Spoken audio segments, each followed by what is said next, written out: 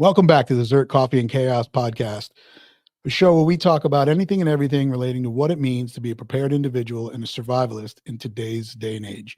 I'm your host, Chris Bartagone, and with me, my co-host, Jamie Franks. Jamie, welcome back. Yeah, thank you. How's it going, Chris? Good, man. It's going very good. The world is a crazy place. The world is a crazy place. It's been a wild weekend. I think the reports that I just saw that we're 4 days into this, right? Yeah, so the invasion started in Israel on Saturday, which is their Sabbath day, and yeah, today's Tuesday. Yeah, there's been some wild videos out there. Did you see the videos of that music festival that was happening? And yep, what were they? Paragliders? What were those called? What are those called? Paragliders, right? Shoot. Yeah, actually, I think that is what they're called. Paraglide. Big industrial power sails. Maybe big industrial fan on a set of wheels and a little canopy, rolling on in. So obviously, for all those that are listening, obviously you're understanding what we're talking about here.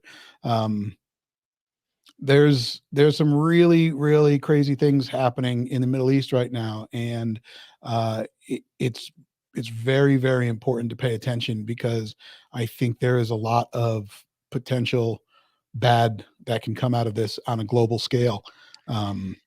There's reports happening as early as this morning, basically Putin and Hamas basically saying, America, sit down and don't get involved. And that's whatever happens with it. Obviously it's important to keep watch. We hope that the administration that is in office today makes the right choices, makes smart choices. Well, they have a history of that, so I'm sure it'll be fine. Yeah. And we'll kind of just leave it there because obviously it's a very volatile subject and things are happening right now. But what's important and a key to take away from this is survivalism starts now, and it starts with you and the people that you are involved with, right? So if you're seeing what's happening right now and are worried and wanting to get prepared and freaking out, you're too late, by the way. You're behind the curve. What? Yes. I mean, I'll jump in there for just real quick. So right now you're not too late, but you are definitely behind the curve. There is still time because nothing has happened here yet. True. So there is still a little bit of time, but I mean, this is one of those periods where you have to be able to read the writing on the walls. Right, but where you are too late, if you don't have a pistol permit and you're going to go try and get a pistol permit right now, so you can go out and buy a firearm, and like you're busted. So yeah, like things like that, depending on where you live, for sure. Yeah, sure. So but you make a valid point. You're not too late, but you are going to be at a disadvantage. So if you're listening and you're wondering, where should I start? Start there. Start with going and taking the appropriate class that you need in the area that you live to get a permit to carry a firearm, and then start that process. I recommend that to everybody who is listening who does not have a firearm, and everybody that is listening that has a firearm, go buy a second one, and buy more ammo, and buy medical gear. And the most important, Jamie, can you guess what it is? Training. Oh my, look at that. Training. Get out there and get some training. Now, I don't know that this is the, and I want to be clear, like, I don't think this is the sky is falling type podcast or type message that we want to put out. But don't go building a bunker and a fallout shelter, but start putting a plan together and start that process. Well, I think it's a quote from the book World War Z, which is a fantastic book. ZERT stuff and zombie stuff aside, World War Z is a great book, because the the zombie apocalypse as a metaphor, is actually a very Very good good one. kind of baseline, for Right. that can be substituted for many other things. But a quote from the book, when society falls, it falls fast. Yeah. So, and you can look at many, many historical examples of this, like, how World War I started, like the when you trace everything back to the single event that kicked off World War I, in and of itself was a fairly benign event. It was the assassination of a pretty obscure Archduke of Austria. Right. And then this person became aligned with that person, and then this government aligned with this one, and then this one was against that one, and so this one jumped in to help this one, and because this one jumped in, then this one had to, and it became World War I, the war to end all wars that didn't end any wars. But Right. that's the way this could go, and if Oh, yeah. if the scales tip, it's gonna tip fast. Right. Right. I posted on my social media yesterday. In my opinion, based on what I'm seeing, I think right now today, we are the closest we've ever been to seeing the actual use of a nuclear weapon. Because in 1973, 50 years ago, Israel was like literally minutes away from dropping a nuclear weapon then. And I think this is arguably worse than that. And I know the world at large has evolved since then. But certain players in the world and on this stage are playing with fire. And Right. it would not surprise me at all for us to finish this podcast and me to turn my TV back on and find out that a nuclear weapon had just been dropped. And when Yeah. that happens, that's going to change everything. We've talked about it before. You may not think that a nuclear weapon being dropped on Iran or Gaza has any effect on you, but you will find out very quickly that you're wrong. So Yeah. now is so I'm always a preacher that and I always specifically speak about ammo when I say this, but like, you need to buy ammo before you need it, and that's kind of where we're at right now. Like, we don't need it yet, but you probably need to have some pretty Right. soon. Yeah. Yeah, exactly. I mean, at least have a baseline. I've always Yeah. said, the amount of ammo that I have, and we'll talk about this in a couple of different ways. I mean, what I have is what I need to be able to get more, if that makes sense. I've always said that. Like, I have enough to start me and to be able to get more. I don't need you know 10,000 rounds of this, 10,000 rounds of that, and 10,000 rounds of that. Because again, unless you're staying in around all of that, you're not going to be able to move that very easily. And it does take up a lot of room. So you're right. But now's the time to start, whether it's a case every 2 months, 3 months. I mean, start putting something aside, have something that you're training with, but have a stash that you have in your go box, your go bag, your whatever it is that you have stashed to use in a survival situation. You keep your ammo that you use for training separate from that. Yeah, I know people that they'll sign up for a course, for example, in the shooting course. They'll say the course requires 400 to 500 rounds of ammo or whatever, so they'll go out and buy 1,000, and they'll use the 400 or 500 for the course, and then they'll take that other 500 or 600 that they have left, and they'll basically use that and like shoot it down to zero, and then go buy more. And it's like, I don't think that's a good plan. Yeah, no, I agree. And talking about ammunition, and we'll start there because obviously it's something that I'm a little familiar with. You as well. Obviously owning Clark Armory as a secondary business, if you will, and having access to the ammunition that I do. I have some available. But your your stash, and we'll just call it for your shit hits the fan situation. Are you stockpiling Full Metal Jacket training ammo, ball ammo, or are you filling up a mag of, however many with just straight jacket hollow point?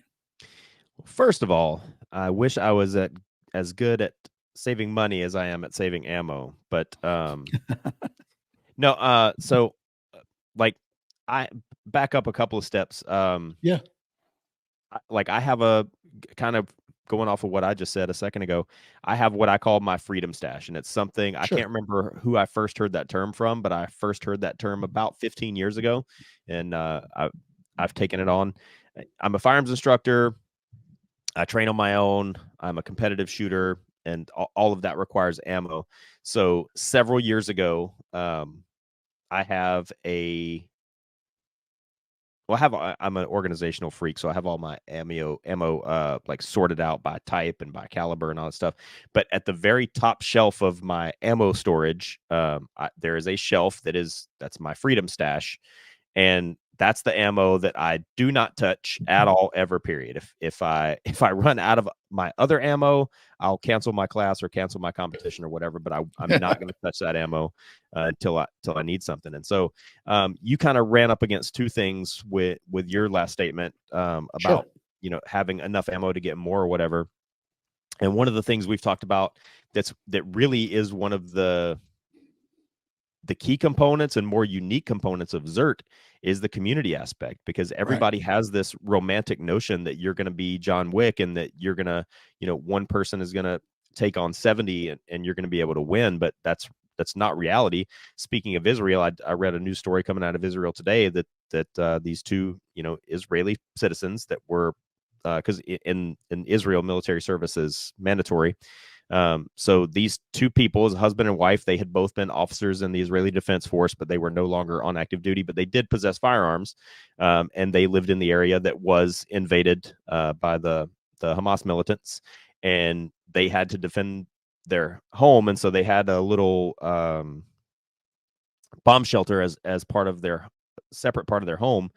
And so they put their two young children in the bomb shelter, and then they retreated back to the house to defend themselves. And then the militants would focus on them, and it would draw attention away from the children that were in the bomb shelter. And they were both ultimately killed defending themselves and defending their home. And then when their bodies were found, it said that there were 7 bodies of 7 militants found right just outside the threshold of the door. So they did take some of them with them, but it only took, I mean, if this man and this woman were both prior Israeli Defense Force, prior officers, that means they probably had quite a bit of training and probably some real world combat experience as well. And it took, assuming, there was the 7 dead ones, assuming there was a few more, probably took, 10 Plus. committed foes Sure. to overtake these two people that were armed and trained. So going back to ZERT, like that's where the community aspect really comes into effect, because like you can't be John Wick. You're not going to be John Wick. It's just not reality. You have to accept reality on reality's terms. And you can't be Rambo and hold off an entire army outside your house. So you do need other people. So leading that into the ammo discussion, yes, I think there's a certain amount of ammo. There's a certain quantity that's a good kind of rule of thumb for yourself to be able to be mobile, to be able to carry it with you and not weigh you down or slow you down that much. But also, like I don't know what I kind of have allies in some of my neighbors. I live in a neighborhood where there's a handful of other military people, but I don't know what their status is. And so so I have my freedom stash. I know how much ammo I can be mobile with and carry, and what's kind of an effective amount of ammo to have on my person. But also my other rule of thumb, going back to my freedom stash, is I've always kind of jokingly, but not really a joke, said I want to have enough extra weapons and ammo to arm a platoon of Marines for a couple of weeks.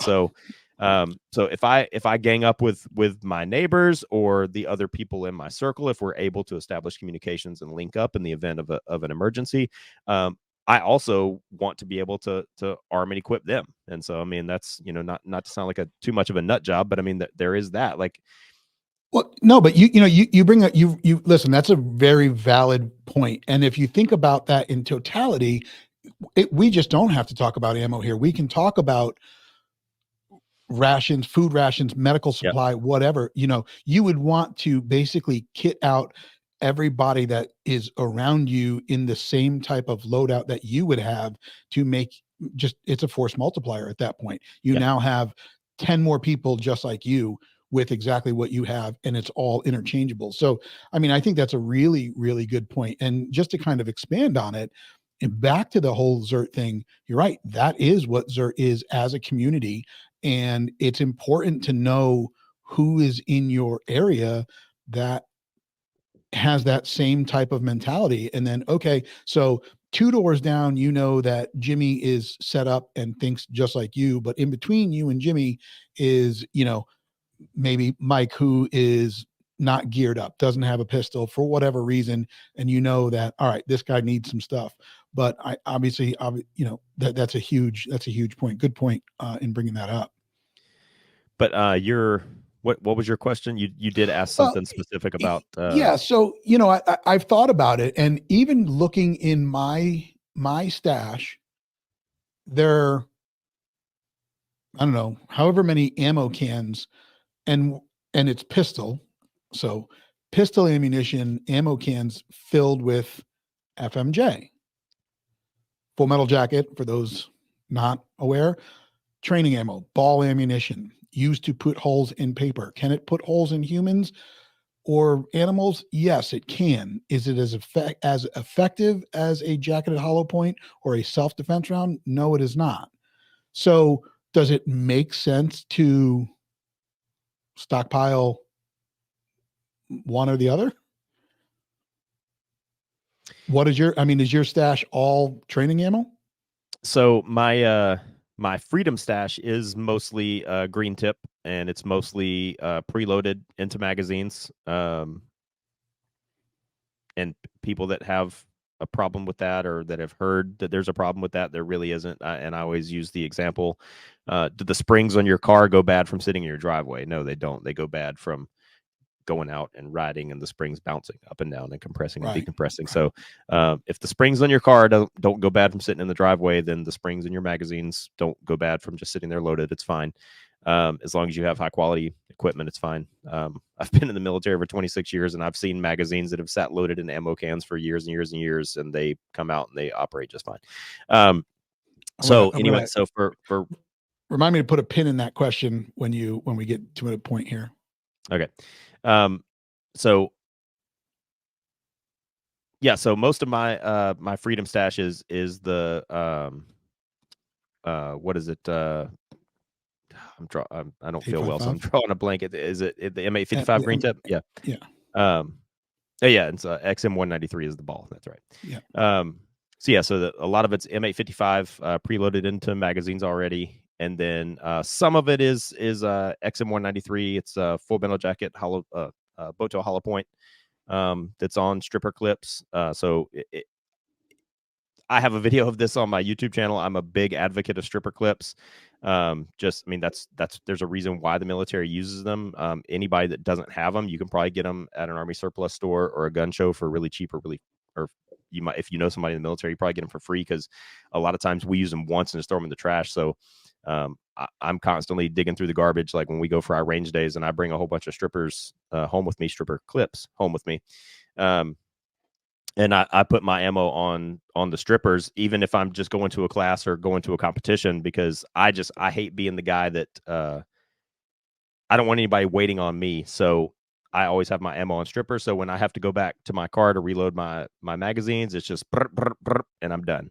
I can literally reload a 30-round rifle magazine, I don't know, less than 10 seconds on stripper clips. So strippers are a very time efficient way to manage your ammunition. It's an easy way to count your ammunition and inventory your ammunition, and then it very quickly can be loaded into magazines if you're one of those people that doesn't believe what I say and you don't want to keep loaded magazines around. So I have my freedom stash. I have the preloaded magazines with the green tip. A lot of the ammo in my freedom stash, like I said, is the boat tail hollow point 5.56 ammo, and then for my pistol, my main go-to pistol it's the one that I teach with all the time. It's the one that there's one certain pistol that I run more than any of my other handguns, and that's the one that lives beside my bed. And so in the pistol, and then right by the bed, I've got obviously one magazine in the pistol, and then I have four that are right there with it that are loaded with the Federal HST, man killer ammunition.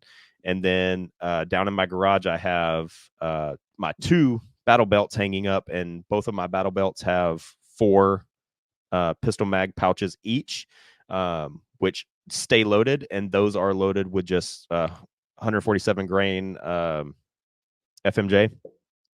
And then I have this little, I think somebody gave it to me at SHOT Show for free a few years ago, but it's like this little magnetic pistol magazine storage rack. So it's magneted to the side of my safe. And it has either 4 or 5 pistol mags that I have preloaded, and those also have the Federal HST in them. So my pistol ammunition is a mix between hollow point ammunition and like FMJ target ammunition, if you will. But most of my preloaded rifle ammunition is either hollow point or green tip. Yeah. So, and I think it's good to probably have a little bit of both, because at the end of the day, it's better than not having, right? So having training ammo in a magazine and using it in a situation to defend yourself is better than not having it at all. As you were saying that, I started to kind of play back in my head some of the notifications that I've seen today happening on Clark Armory. And there've been a lot the past 3 days. I've seen an uptick, and I just looked, and the amount of 5.56 and 2.23 that has been purchased today has definitely been higher than in what it's been as of late. So I think people are seeing it, but when you said green tip, I remember seeing an order that just came up. It was about $650, and it was for a case of green tip. So it's people are aware. The pin I wanted to put in that conversation: when you're loading those mags and you're keeping them loaded, are you loading 29 or 30? 30. Okay. All right. Hey, you know what? I mean, it's funny when you say it and you kind of laugh about it, but it's definitely a topic of conversation that people go back and forth on. And I think we did a whole podcast, or at least most of a podcast, on this stuff, where it's like this old gun range conventional wisdom, and it's like just bad information that's been passed down from person to person to person to person. I mean, there is a little.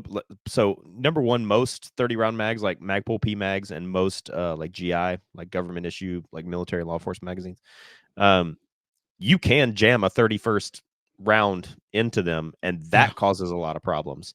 But also, like, I've heard some people say, I've honestly never experienced this, but and I have a long history of shooting both PMags and government issue magazines, and some people will say that you can't insert a fully loaded 30 round magazine, meaning a 30 round magazine with 30 bullets in it, that you can't load it with the bolt forward on the rifle, that the bolt has to be to the rear to have enough room. But in my experience, that's been completely false, and I've not had any issues ever that I can point to the root of the issue being that I had 30 rounds loaded in my magazine.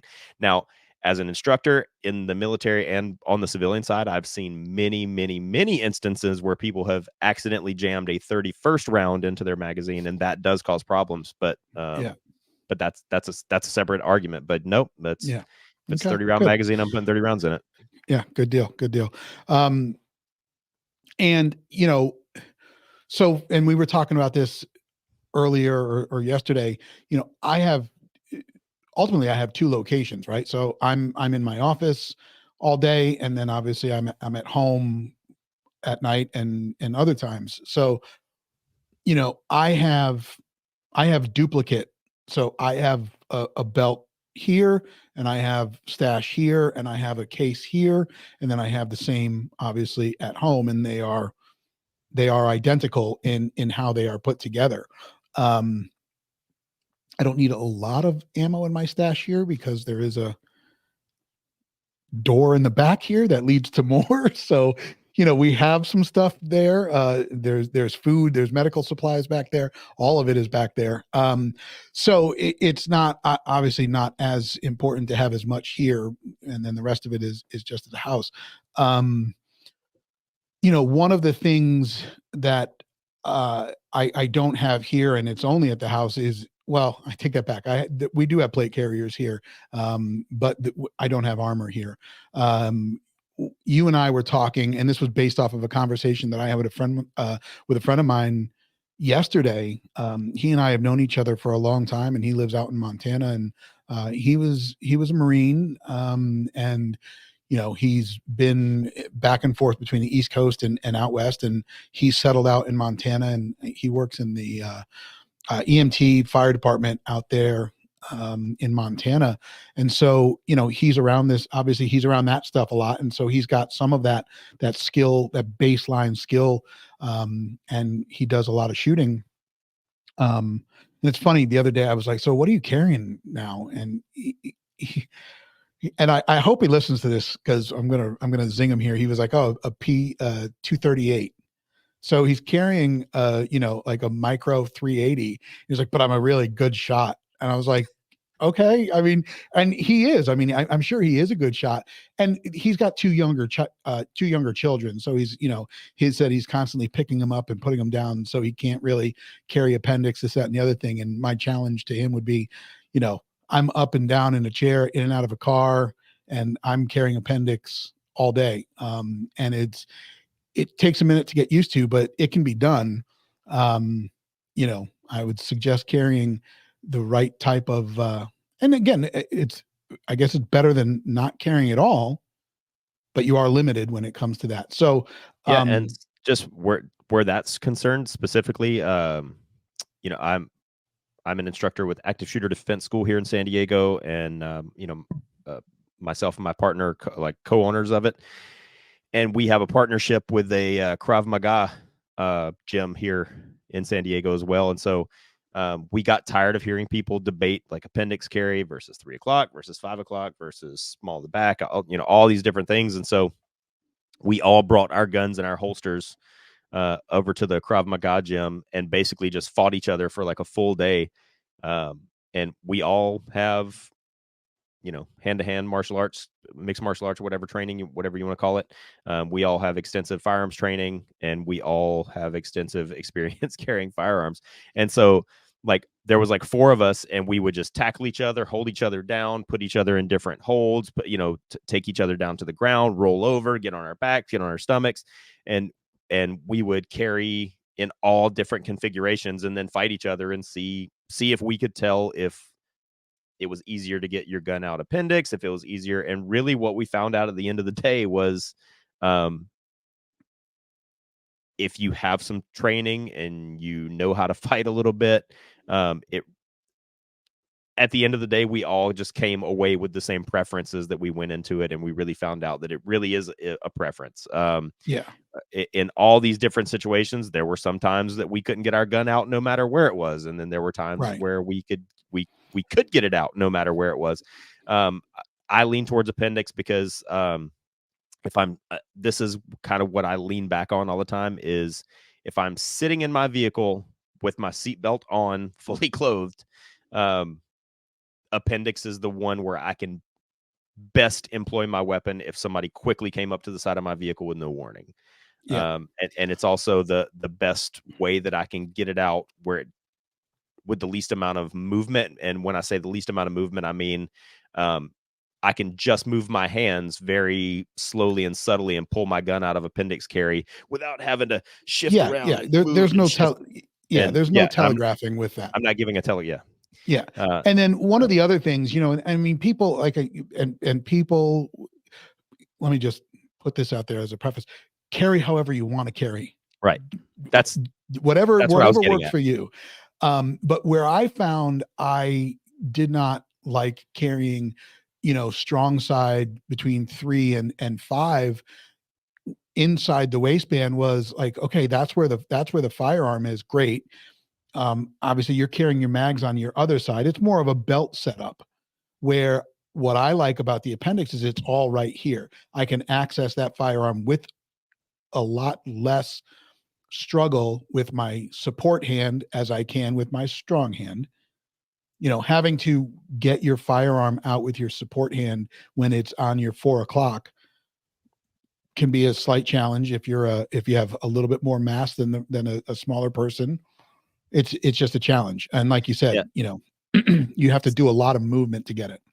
If you look at like military, like just pictures of military guys in combat from like the 1990s, like Desert Storm into like Mogadishu, into like early GWAT, into late GWAT. So, 91 to like 93, 94, into the, the early 2000s, into the late 2000s, you'll see gear configurations change because we learned from actual real world experience. And like around my, like I think mid 2000s, you saw like a lot of people carrying a pistol on their plate carrier, like kind of high up here. Right. And that was a thing that was kind of born out of the war in Iraq, because in Iraq, culturally, like a handgun was like an execution weapon. So like people weren't scared of you if you had a great big rifle or machine gun, but if you pulled your pistol out, that would really get their attention, because in Iraq, like Saddam Hussein and his people, they would execute people with handguns, not with rifles. So, but this is not very tactically sound. No. So you saw that for a small period of time, and then you saw it go away, and then you saw people with these big like Han Solo drop leg holsters, and then you saw the holster like come back up where it's not on the waistband, but it's also not around your knee. It's like in kind of an intermediate position. Anyway, where I'm going with this is like somewhere around I think it was on my third and final deployment to Afghanistan. Like for a long time, I carried a knife like kind of cross mounted on the back of my belt. And then I think it was my third deployment to Afghanistan. Somebody told me that if you're going to have a knife on your kit, it needs to be somewhere where you can get to it with both hands if somebody has like taken you down. And because, bad guys, bad people tend to look for the greatest advantage, or put you at the greatest disadvantage, however you want to look at that. You're probably, if somebody were to ever take you down, they're probably going to tackle you from behind, because that's the most advantageous position for them, and you're going to be laying on your stomach. Now, can I reach that knife with both hands? If they have one of my arms out, or something like that, can I reach it with my other hand? Because the point was made, if you can't reach it with both hands, then really it's no good. Right. And so like I also apply that to concealed carrying a handgun. That's why I have it.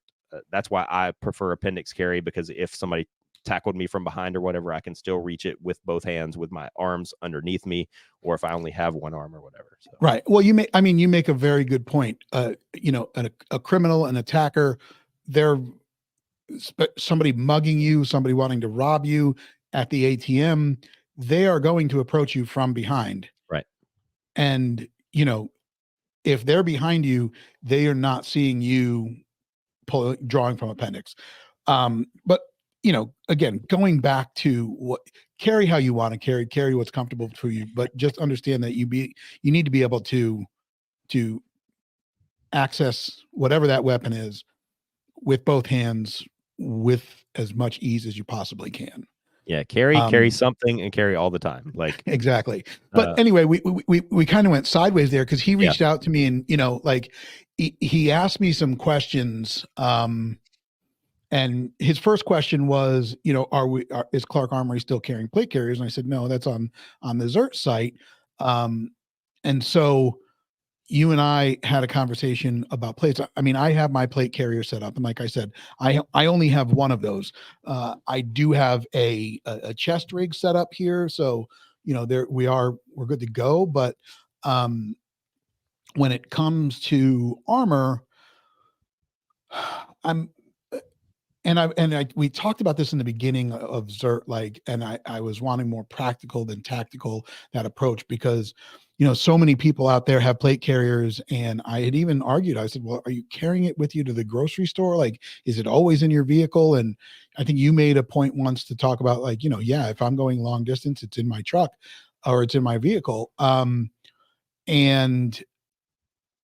there was the whole, okay, well, you're wearing your plate carrier to a Pistol 101 class, like probably not ideal, but there are classes where you should take it. And I definitely think it's more important, or it's important to have, you brought up a plate carrier company, because he sent me a link. He was like, are these good? And I was like, no, not really. I'm like, I would try these out. And the company that you linked is local to you? I don't, to be honest, I don't really know. The name of the company is West Coast Armor, so I think they are fairly local-ish. And those are the plate carriers. So, take a step back a second. Like, yes, I have a go bag in my vehicle that's pretty much always in there. I'm not going to wear plates, as even if I've found the most low profile, invisible, low vis, whatever you call them, plates, which these ones that we're about to talk about are actually the most low vis, low profile plates I've ever seen. But the fact of the matter is, I'm just not going to wear armor plates around every day. I'm not going to strap on armor plates unless I have a valid reason to believe somebody's going to be shooting at me, because this goes back to the whole training versus gear thing. I could weigh myself down with 40 pounds of gear, and if I get into a gunfight, that's, if you're highly trained and the person and the other, it's statistically speaking, the other person is not going to be as highly trained as you if you are highly trained. And and I mean, this is something that you can look up video upon video upon video upon video of real world encounters of gunfights, and the higher trained person that gets their gun out first, and starts putting effective rounds on target, they're the one who wins, regardless of what gear they are or aren't wearing. So I'm just not going to do that. I'm not going to wear armor plates around all day long every day. But I do have that go bag in my car. The go bag has a pistol, a little it's a Raven Concealment made it, and I'm kind of mad that they stopped making it, because it's a really good piece of gear. But it was like this modular little pistol mag platform that you can just grab and clip it onto your belt. And so it holds. So I've got a pistol, a holster, that little platform with 4 pistol mags. I have Defender armor. It's DFNDR armor. Yeah. And it's very lightweight and low profile, but not as much as the West Coast armor. The Defender plates I have are about a 1/4 inch thick. Those West Coast armor plates are about 1/8 of an inch thick, and they're both NIJ certified at level 3A. That's pretty wild. So in my little go bag, I've got pistol, holster, pistol bags, mag pouches, a chest rig with 4 rifle mags in it. Like, I call it like a bank robber style chest rig. With the slick low vis plate carrier with those Defender armor plates in it. And then I've got a rifle that's it's the shortest legal configuration that is still a rifle. It's a 13.7 inch barrel with a Surefire SOCOM muzzle device to make it a full 16 inches. And I have a Law Tactical folder, and it has a magazine already in it, locked and loaded, ready to go. And it all fits in this little gym bag that you would never, ever assume has all that stuff in it that I just said. And so that stays in my car pretty much all the time. And another point I wanted to make is, like, the rifle that's in my go bag, that's the rifle that I train the most with. It's not like in my go bag and I never touch it, and it's my just in case rifle. The rifle that I carry in my little go bag is the rifle that I use that I train with most of the time. And I would highly recommend that, because I know several people, whether be it their concealed carry pistol or their truck gun, which I hate that term, but it's a gun they never touch. That most people, like, I have family members that, like, when I pin them down to an answer, honestly could not tell me when the last time they shot their concealed carry handgun. So, like, what's the point? It's good to have these go bags. It's good to carry. It's good to have these firearms, but you got to train with them too. And as far as that goes, like training versus gear, we've talked about that at length. Training is always going to trump gear. So. Always. Now, I will say this also: if you are training with your carry firearm and you show up to the range with your carry firearm loaded with your carry ammo, shoot that ammo. Are you? Yeah. Is that? Yeah. Okay. For you. So, For well, me, with a caveat, like my actual carry ammo is quite a bit more expensive than ball ammo. But right. about Yeah. once a year, Yeah. I will take my actual carry ammo out to the range and Right. shoot it all, and Yeah. then reload it with Right. fresh. There's Ex- a yeah. That was the point that I was making. yeah, Like you show up with 2 loaded magazines, shoot those magazines, and then re-up it with fresh ammo. yeah. I mean, if you're not testing that out, what's the point of carrying it? But um, so then, okay, so you know, you make a valid point. Yes, having a plate carrier and having an armor is great, but obviously, if you are a family, you better have that kit for everybody in the family. So you want to make sure that you have all of that. And there's a very, very valid point of making sure that you are trained, because at the end of the day, the better trained person is going to come out on top. My daughter thinks she is the coolest cat's pajamas in the world because she has her little, and I'm making finger quotes for those that can't see me. She has her own little bulletproof vest that's in her closet, and Oh, B, she loves yeah, it. Um, so so again, what's great about this guy is, like he reached out and he was and he asked about the armor, and then I kind of put that out to him, and then he said that he's been prepping for about a year now, and you know he's gotten into the solar thing, with a, and whatnot. So he's got some solar power. Talked about some irrigation. Talked about some well. He's got some freeze dried meals, which we've talked about as like having the buckets of meals, some garden stuff. And one of the things he said was that he wanted to get involved with you know comms next, ham radio. And yep. I told him, I was like, I have man, that written like, on my little list right here. there you go. And I know that you and I have talked about it. I told him, I was like, ZERT has a huge community that's involved with the ham radios. I do need to reach back out to Jack about that, because they are doing the Zello check-in and Yep. the GMRS, and I don't know if that is as viable as obviously as the ham radios, but it may be easier to use. And even one of my buddies today who called me, who still works for Norma, he was, he said the same thing, that he's lacking that piece of the puzzle, the ham radio. And he was like, I wouldn't know the first place to go. And I was like, dude, you are a member of ZERT. I'm like, they do check in every week. They do.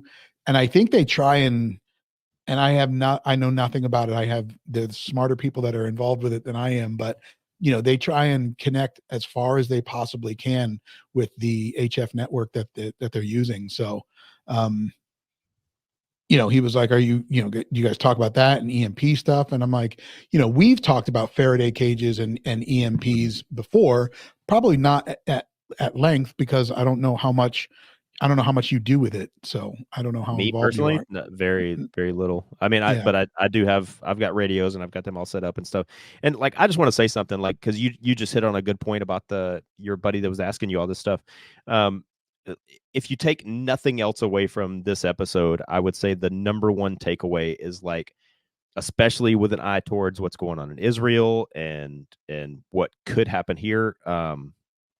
Somebody just a couple of days ago asked me, like, based on my military experience, was I surprised to see that this basically a terrorist organization was able to invade a modern, westernized, first world, technologically advanced country, that has a very sophisticated, advanced military and intelligence network. Was I surprised that they were able to, like, sneak attack Israel? And I said, no, based on what I saw in Afghanistan with the Taliban, and the Taliban were people that are literally still living their lives in the Stone Age.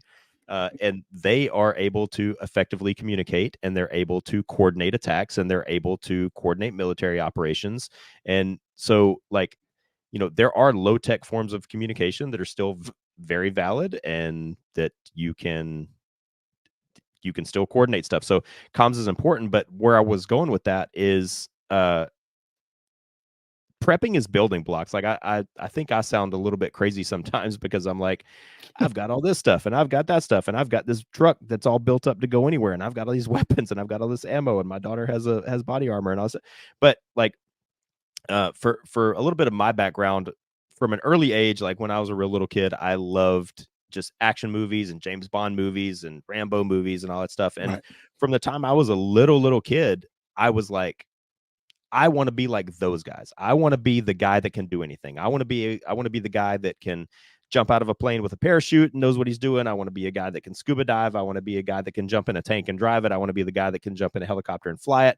I want to be the guy that's ready for anything. And so just for whatever reason, from a very young age, like that's what I was interested in. And some people are interested in music and some people are interested in art and some people whatever, but like this was just kind of the stuff I was drawn to. And prepping is building blocks. Prepping is little itty bitty building blocks. Like you can't start from zero today and expect to be, you know, like Rambo tomorrow. Like you have to do these incremental little building blocks. You got to start somewhere. But like I said, if you take nothing else away from today's episode, like understand that a little bit of prep, just a little bit, if you just cover the absolute basic fundamentals of like prepping, and that's like food, water, some way to defend yourself, and some way to communicate and receive communications. Like if you just cover those like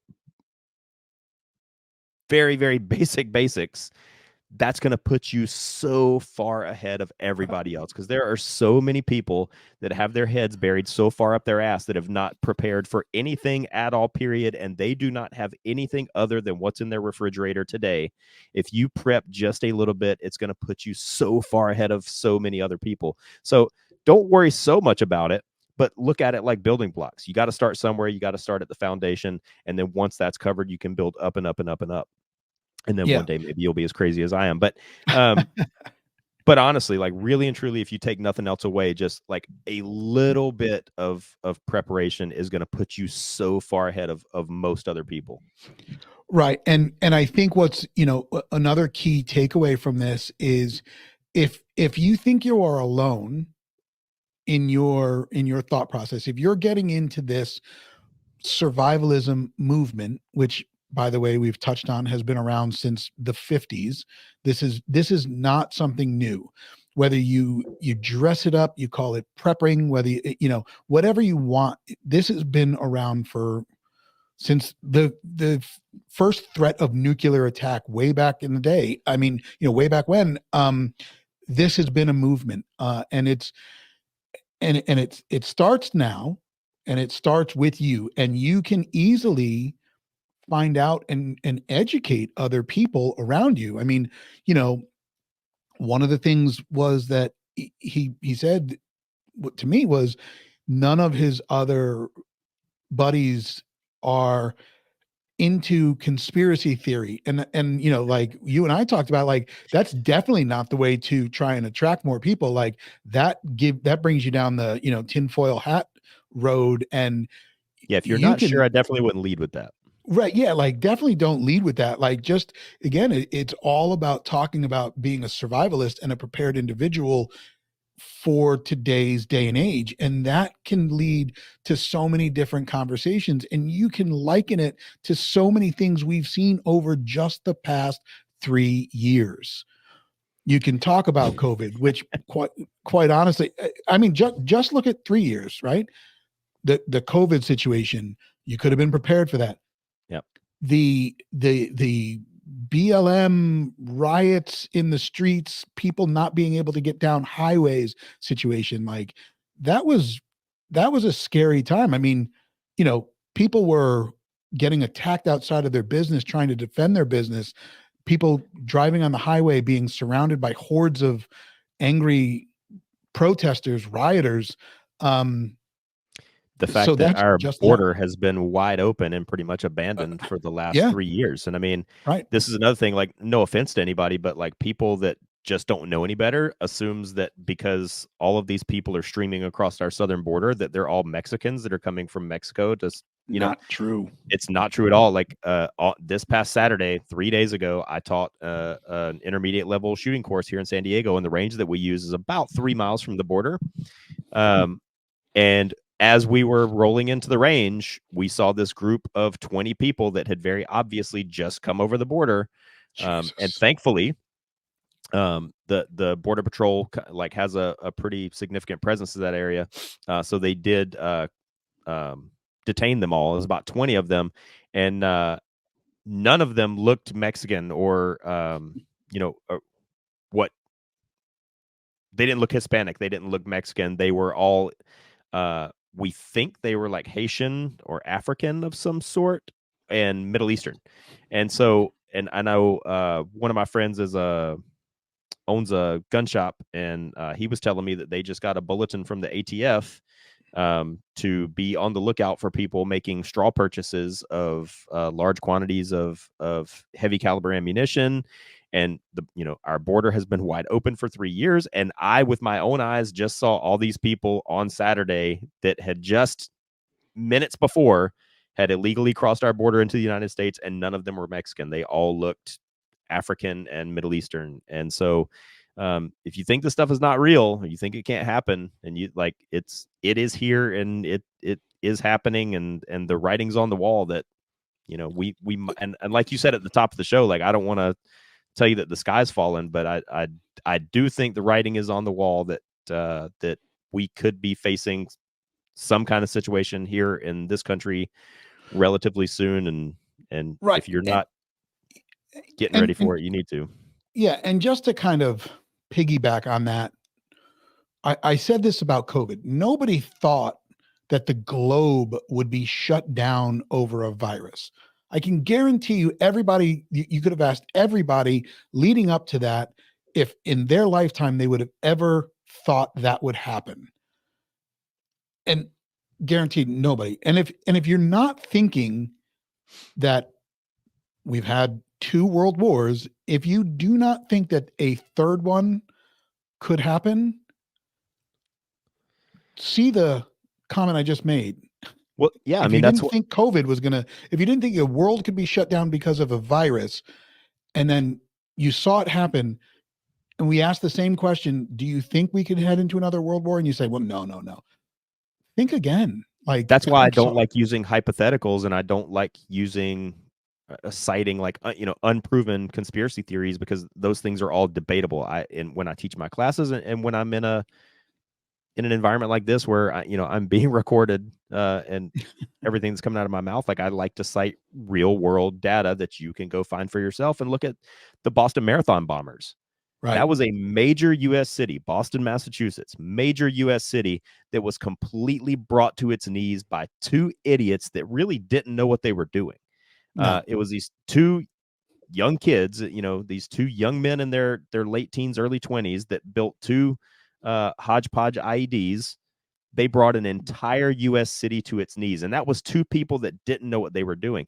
All this video has been circulating the last few days of these terrorists parachuting from the sky like Red Dawn. What do you think is going to happen in your city if you don't have 2 idiots that don't know what they're doing, but you have 20 people that do know what they're doing? Like, think about that. And again, just to add to that, the items that those 2 idiots in Boston used were found at a Target. Like, you could buy those at a Target. Like, there's nothing needed. You could Amazon that and probably have it delivered same day. Yep. Like, there was nothing. There was no permit. There was no background check, nothing. So anybody that's ever come to me, and I just had this conversation a week ago, that said something about how guns are bad and guns kill more people. And I told them, I'm going to fund your day. I'm going to give you $1,000. I want you to go out and try to buy a firearm, rent a box truck. Paris, remember the box truck attack? Yeah. And the terror. Yep. And try and buy a pressure cooker. And at the end of the day, bring me back what you got. I guarantee you're going to show up at my house with a box truck and 5 pressure cookers in the back, because you're not going to get what you think you're going to get. And it's just this common misconception. And both of those, the pressure cooker, a box truck, kitchen knives, they're all the same thing. They're all inanimate objects that need a human to operate them. And whatever that human has in their heart is what's going to be, it's going to be used for. And I went off on a tangent there, and I hate doing that, but like you just said, that was two idiots who didn't know what they're doing. What we're talking about are people that kind of know what they're doing, and if they more are than two organized, people that have a little bit of coordination and a little bit of training, it can, like, if two people can do that to a major American city, just imagine what a whole squad of people that do know what they're doing can do. And the organization to know how to get into the country is the real scary part there. Like, they know what's happened to our border, and they know where it's weak, and they're going to exploit that. And they already have. And they're going to continue to exploit that. And what we're talking about, when you talk about what happened to spark World War I, and you hear some of the reports that are happening right now, where basically, Russia saying don't jump in, and that if we do, that China's just waiting to join forces, and then you got China, then you got Russia. I mean, that's how it's going to start.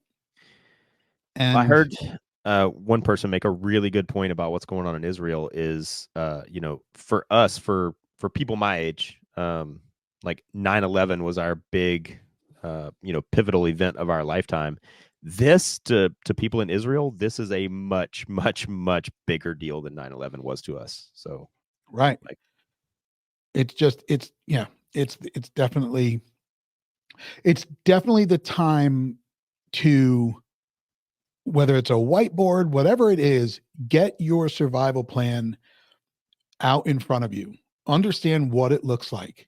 Understand what you need, what you're missing from your situation, whether it's training, whether it's gear, whatever the case may be. Understand what that is and work to button that up. Figure out who you need to share your plan with. Figure out your community. Obviously, if you're a ZERT member, we have a giant network of people out there that are this same like-minded group. If you're listening to this and you're not a ZERT member, I mean, obviously now's the time to get involved with a community, and to have that support. And obviously there's a lot to be said about having numbers of people that are as like-minded as you are and have medical supplies, food supplies, munitions, whatever the case may be, should a situation arise where we need to use that. So understand what your survival plan is. Understand what triggers your survival plan. I mean, I was talking to a friend of mine this morning who is not really on this wavelength. And, she brought up some of her fears, and I said, it's important. Like, you have two daughters, and they need to understand what to do in a situation. And they also need to, and you need to understand what triggers that to happen. So I actually shared the link with the episode that we did about what triggers activate your survival plan. So, if you're listening to this is episode 32, I believe. So 31 episodes up to here have contained some piece of information that has been talked about today. I mean, there's been a lot that we've talked about, but this is why I love to do this show. This is why I love to have these conversations, with you, and to talk about these things. This is why I love when people reach out to me and ask about this stuff, because it gives me a chance to share some information.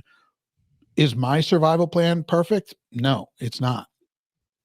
Do I have holes? 100%. Yep, me too. Yeah. Do I know that I have those holes and have a plan to put them, on the board and get them locked down? I do. Yeah, that's why I said, like, I hope that's the big takeaway from today's show. Like, don't panic. If you don't have to go from 0 today and be Burt Gummer tomorrow. Do you catch that reference? Yeah, I did. just I mean, if you start do, you need an somewhere. elephant gun. You need an Yeah, right. elephant gun if you do. So what do you have cannon fuse for? what do you, For my cannon. for my cannon. If But y'all no, don't, I mean, let's just hold it right there. If y'all don't know what we're talking about, please just Google Burt Gummer. I mean, yeah. it's probably one of the best scenes. I mean, it is the best scene in that entire movie. It's when they're just like, I'm out, and then there's the wall. I posted this on my Instagram, but if you look closely, like at the scene where, because it's kind of a tight shot and it's just them with just they each have a rifle and a pistol and that's it. And then it pans back and goes wide, and then it's the whole wall of guns, right? If you look closely, there's a Red Ryder BB gun on the wall. Oh, that's great. I've always thought that was hilarious. But that's great. And that's great. But anyway, all right. Yeah. So Google that, folks. Google Burt Gummer. Yeah. But you don't have to go from 0 to that in a week's time or whatever. It's just important that you be realistic with yourself and understand what you need to cover the very basics, and just start there, because like I said, if you just have the very basics covered, you're going to be way ahead of the curve. But with that being said, the time is now. Right. Yeah. I always preach: buy ammo before you need it, buy emergency supplies before you need it, learn how to fight before you're in a fight. Right. And the time's now. Right. And I mean, I always, like I said, I always say, and this is me, I have enough right now to get me more. What I've said is what I have on me is what gets me to my vehicle. What I have in my vehicle gets me to my house or to the office. And what I have here or there allows me to stay or get out. But I have stages. And like, that's my favorite Chris Bartigon saying. I repeat that one often. I think that's really well put. And like Paul said, we can get into this argument about what's better between a rifle and a pistol. But like Paul said, whatever weapon you have on you is now your primary weapon. So that's right. That's right. So this is another one, and I think I say it every week. This is another one of these episodes that could go for 4 hours, but this is also another one that we will likely revisit in the upcoming weeks. I know that you're going to be watching the news. I know that I'm going to be keeping a close eye on the news. This show, we recorded this show today, October 10th. And so this will come out on Thursday. So on the 12th, it will be live. I'm wondering how much has changed by the time this episode has now published. As those words were coming out of your mouth, that's exactly what I was thinking. Like, Jesus Christ, by Thursday, like, we could be in a whole new ball game. So with that being said, folks, we will, first of all, thank you all for listening. Thank you for the support of this channel. Thank you for supporting me and Jamie as your host and co-host, and keep coming back and listening. I love to get the feedback that I do get from all of you that are listening from all around the globe. Whoever reaches out to me, sends me a message. It's awesome. It's awesome to hear. So with that being said, we hope that everybody stays safe out there. Please keep your head on a swivel. Please talk to the people in your surrounding area, your community, your tribe, however you want to label them, and start putting together some ideas and a survival plan. Have communication set up and understand what triggers those. So until next time, stay safe out there, and we'll see you. Jamie? Be smart. This idea that's this romantic idea that one person can take on the world and win is not reality. So yeah, just like Chris said, there's safety in numbers. Figure out your community, your little web, and be smart. Like, if something happens, don't be the guy that kits up and runs out in the middle of the street, because you're just going to be somebody else's resupply later on. But be smart, because it's easy to be hard. It's hard to be smart. I'm going to mold that into one last little thing. Be smart. Don't be a resupply. Yep. All right, folks. Till next time, we're out.